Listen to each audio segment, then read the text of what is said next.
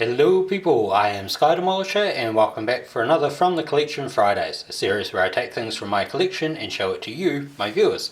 And this week it is my Transformers Legacy Skullgrin. Now this is a more modern take on the old Pretender Skullgrin.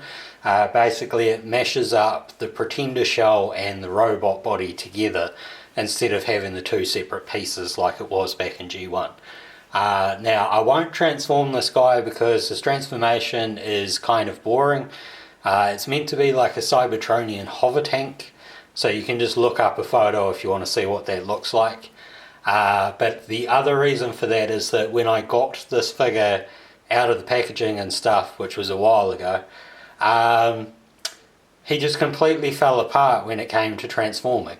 And that was because he had been misassembled.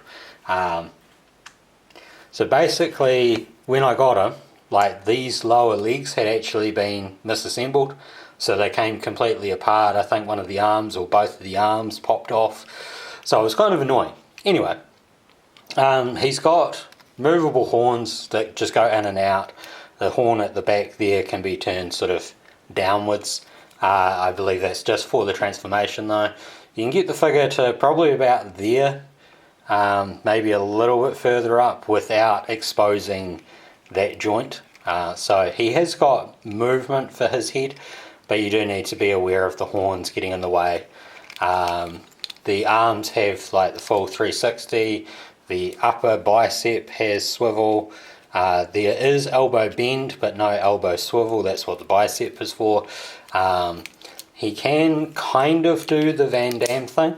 Like one of the legs is really good at, doing it, but the other one just sort of feels like it grinds. It can probably do it, but I'm not going to force it. There is waist swivel as well, plus you've got, his weapons on the back getting in the way. There is a top of the leg swivel up here, so you can see there's knee bend. There is kind of a bit of foot, but it's really just because of the transformation. It's not actual foot articulation.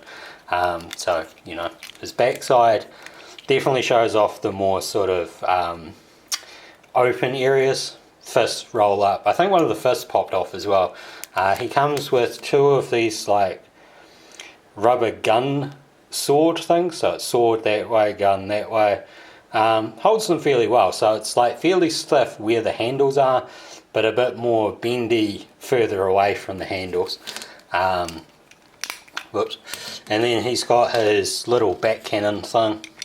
That's not actually meant to pop off, but sort of comes with a tail. I don't know if the original figure had a tail. Basically you're always going to be sort of presenting him from this side. I do like the mashup of like the Pretender shell armor and onto the robot sort of thing. Like, it's very nice sculpted head there, and the main animal head is really well done. There is a tiny Decepticon insignia there, maybe a little hard to see. I don't mind this figure. Although I certainly don't think that he's worth about $50, which is what the deluxes are selling for at the moment. So if you can get him cheaper, if you can find him, I would suggest getting him cheaper. On the other side of this though, I actually think this figure would be really good if they were going to do a mashup of Transformers and Motorhead. Because I think you could change the head just a little bit, and then it would look like the Motorhead logo, or, the Motorhead mascot. And then you could maybe chuck them in with like an Optimus Prime and have that Prime sort of carrying the band's equipment and stuff. And that might be sort of a cool crossover. I doubt it will ever happen, but it would be kind of cool.